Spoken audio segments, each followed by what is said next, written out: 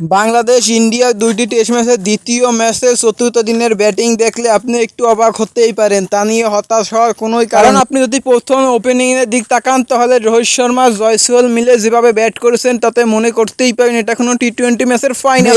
মিরাজ রোহিত শর্মাকে দ্রুত আউট করে দেওয়ার পরও কোনো কাম হয়নি। তারপরে রাহুল এবং বিরাট কোহলির নেমে যেভাবে খেলেছেন মনে হচ্ছে এটা আইপিএল এর কোনো মেগা ফাইনাল। ইন্ডিয়ার এই দানবীয় ব্যাটিং এর দিনে বিরাট কোহলি ইন্ডিয়ার রান মেশিন খ্যাত বিরাট কোহলি 27,000 রানের মাইল ফলক ছুঁয়ে ফেলেছেন ইতিমধ্যে। এখন দেখা যাক ইন্ডিয়া কত রানে গিয়ে থামে কিংবা বাংলাদেশ কিবা করতে পারে পঞ্চম দিনের ব্যাটিং। সম্ভবত সাকিব আল হাসানে এটা শেষ টেস্ট ম্যাচ বলেই বোধহয় এভাবে পারফরমেন্স করে দেখিয়ে দিয়েছেন তার বক্তব্যের 4 উইকেট নিয়ে। মাত্র 11 ওভার বল করেছেন সাকিব আল হাসান, এর ভিতরেই যে খেলা দেখিয়েছেন তা তো অবিশ্বাস্য।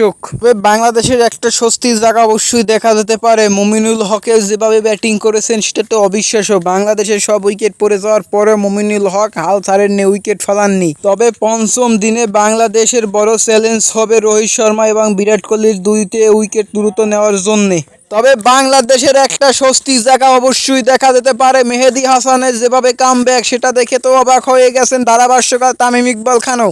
তারপরও দেখা যাক বাংলাদেশ পঞ্চম দিনে তারা ধারাবাহিকতায় ফিরতে পারে কিনা। তাহলে এই যে বাংলাদেশের দ্বিতীয় টেস্টে জয় পাওয়ার সম্ভাবনা 95% হবে।